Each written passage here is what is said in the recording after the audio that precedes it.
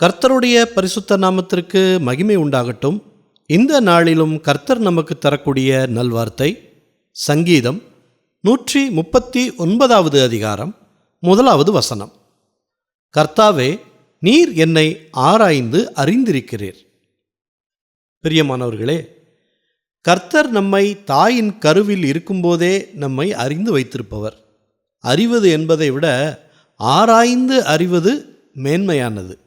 நாம் எந்த சூழ்நிலையில் எப்படி செயல்படுவோம் என்பது கர்த்தருக்கு தெரியும்.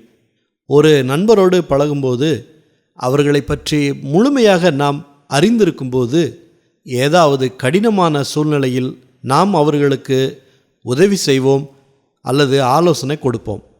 அப்படி ஒரு நண்பரை போல தான் நம்முடைய கடினமான சூழ்நிலைகளில் கர்த்தர் நமக்கு உதவ விரும்புகிறார்.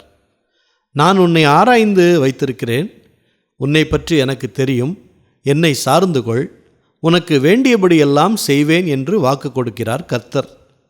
இந்த உலகில் நம்மை முழுமையாக புரிந்து கொண்ட ஒரே நபர் ஆண்டவர் தான். அதனால் அவரை முழுமையாக பற்றிக்கொள்ளுங்க, நன்மைகளை பெற்றுக்கொள்ளுங்க. ஜெபிக்கலாமா?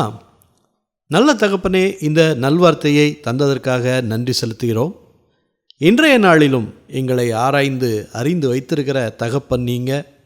எங்களுடைய கால்கள் சறுக்கும்போது உம்முடைய கிருபை எங்களை தாங்குகிறது. எங்களுக்கு என்ன தேவை என்பதை அறிந்த தேவன் நீங்கள். எங்களுக்கு சம்பூர்ண ஆசீர்வாதங்களால் நிரப்புங்க. பிள்ளைகளுக்கு ஏற்ற நேரத்தில் திருமணங்கள் நடக்கவும் குழந்தை பாக்கியம் கொடுக்கவும் ஜெபிக்கிறோம். சமாதானத்தின் தேவன் சீக்கிரமாய் சாத்தானை உங்கள் கால்களின் கீழே நசுக்கி போடுவார் என்ற வசனத்தின்படி எங்களுக்கு எதிராய் வரும் சாத்தானை நசுக்கி சமாதானத்தை தாங்க. எல்லா துதி கன மகிமை எல்லாவற்றையும் உமக்கே செலுத்துகிறோம்.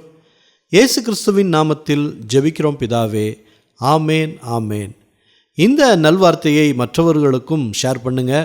மற்றவர்களுக்கும் கர்த்தருடைய ஆசீர்வாதம் கிடைக்கணும் இல்லையா? கர்த்தர் உங்களை அளவில்லாமல் ஆசீர்வதிப்பாராக. ஆமேன்.